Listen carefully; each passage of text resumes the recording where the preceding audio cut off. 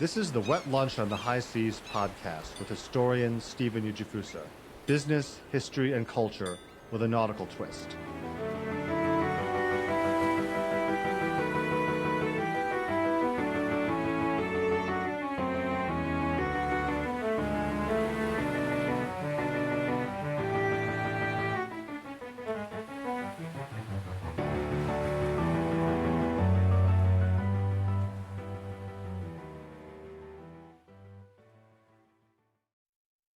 Good morning. This is historian Stephen Ujifusa, and on this episode, I'd like to talk a bit about the concept of time travel. As a historian, this is something I wish I could do. I wish I could go back to the various times that I've written about, whether it was the 1950s with William Francis Gibbs, the designer of the SS United States, or the people who designed and built the Clipper ships, and 100 years before that, in the 1850s, I'd particularly like to interview Donald Mackay, the great Clipper ship builder of East Boston. Most of his papers were destroyed in a flood in the 1920s, so I had to piece together a lot of his life. And then also I'd like to interview, if I had the chance, or if I had the ability, I would love to be able to interview Albert Ballin, the main character from The Last Ships from Hamburg, to get his thoughts on what his motivations were for building up the Hamburg-America line. But in my instance, I had the opportunity to time travel this past weekend when the Harvard University Choir had a reunion in Cambridge. This was a musical organization founded in 1834 to provide music for Sunday services. And it was reconstituted basically in the 1960s as a co-ed organization.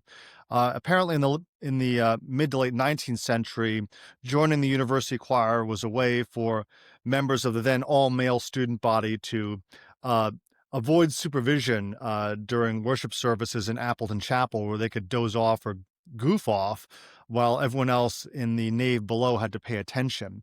But it was refounded as a co-ed organization in the 1960s with students from Harvard and Radcliffe, and thus it continues to this day.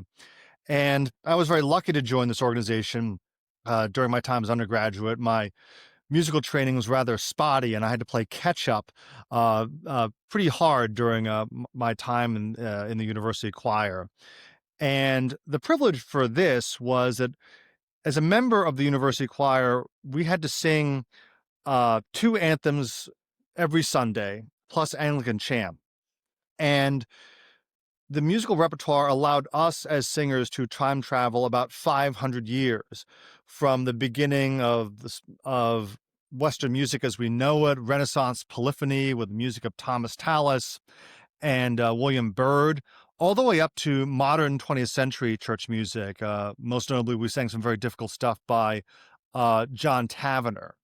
And one piece I remember in particular that really was a challenge was the Mass by Igor Stravinsky. I think he said that when he composed that piece, he wanted to be as hard and cold as ice, and it was.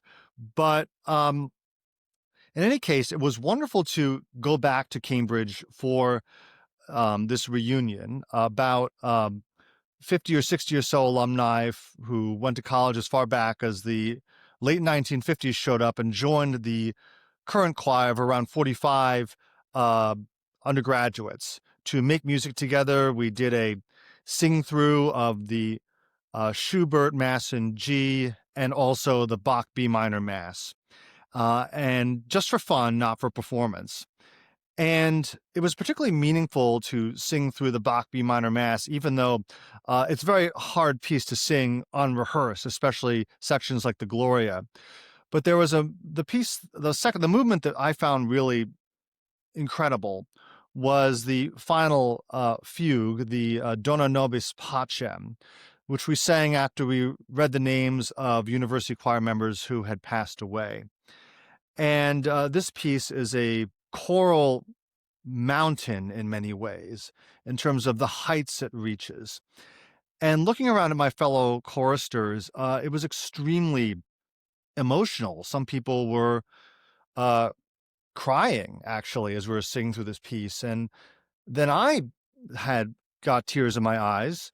I was thinking a lot of my own father, who'd passed away almost exactly a year before, not only did Harvard mean a tremendous amount to my father was also a great lover of the music of Johann Sebastian Bach, something he learned as an undergraduate. He did not hear Bach really growing up in Wyoming, but singing in Memorial Church with people from across generations, dating back to people that sang in the late 50s to recent graduates, was a wonderful way of tying things together, and it truly was a moment of great solace and unity for those of us gathered, and a reminder of the power of memory and choral singing. And that Sunday, we joined with the current choir to sing the Sunday services, and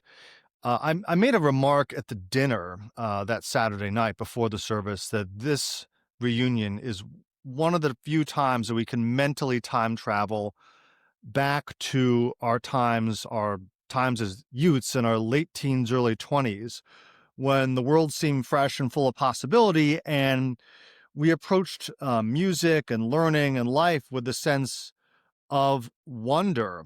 And uh, and by singing in this service, by going back to our times where we had to get up at and early and be at Memorial Church at 9:30 to rehearse, and then singing in that Appleton Chapel, we could mentally transport ourselves back to that time as if nothing had changed. And then also just the thoughts of what has happened in the intervening years for many of us. I'm about to approach my 25th college reunion. That's happening in June. And life has its challenges for all of us. We lose friends, we lose parents, we have our career ups and downs.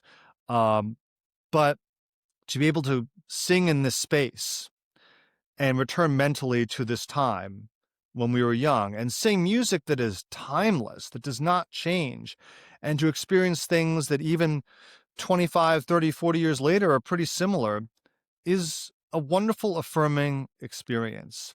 I was also very lucky to spend some time in Boston and see friends, and wonderful to see them thrive. Most of them have kids about my kids' age too, so we had this parallel journey. But this opportunity to time travel not only allowed me to take stock of my current situation, which I'm very grateful for as a writer and historian, but also to look back. And I feel that each of my 3 books that I have written touches on a stage in my own life's journey. And it was totally unconscious, but I realize how each book I learn and build from and has reflected various stages of my life and motivations. Uh, A Man is Ship, about William Francis Gibbs, was about one man's dream to build something transcendent and majestic and wonderful, the SS United States. Unfortunately, building the SS United States, this single-minded vision, in many ways cost William Francis Gibbs a close relationship with his own family. So there was tragedy in that. He created something that impacted so many people's lives. In fact, at the reunion, a friend of mine came up to me and said, "Thanks for writing that book. That's a ship that my mom emigrated from England on." So the ship continues to have memories, but that came at a cost. The next book, Barons of the Sea, which focused on the New England clipper ship maritime dynasties of the early to mid 19th century, that was a book about family and business. This book was written at a time I was starting my own family. And it was interesting looking at families like the Delanos and the Forbeses, seeing what measures they took to build families while being involved in trading empires, because back then family and business was one and the same. And then my third book, The Last Ships from Hamburg, was written during the time of the COVID crisis.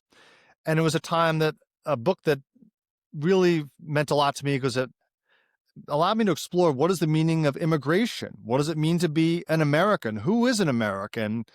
And what do you have to go through to come to this country to seek a better life for yourself? It was a question of American identity.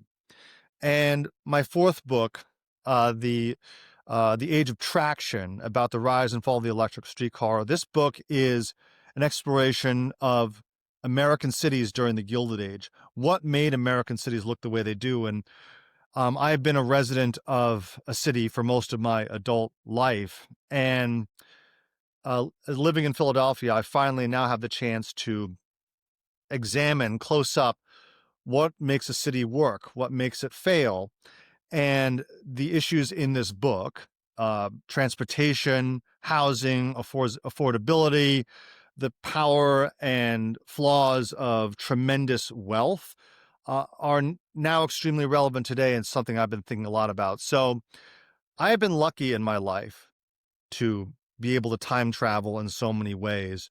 But this past weekend, was a way that really solidified my desire to continue to be able to do that in my own mind. And I encourage everyone to not just live, I don't encourage people to live in the past. That's extremely dangerous. But to be able to let the past inform them of where they are and where they are going.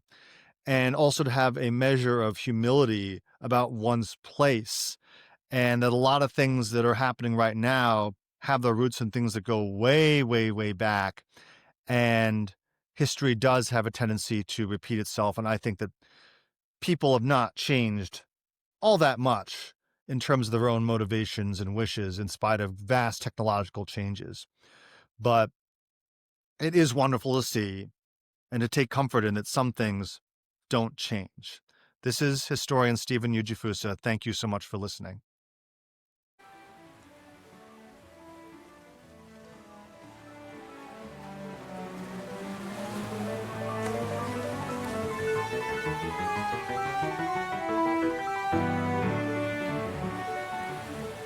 This is the Wet Lunch on the High Seas podcast with historian Stephen Ujifusa.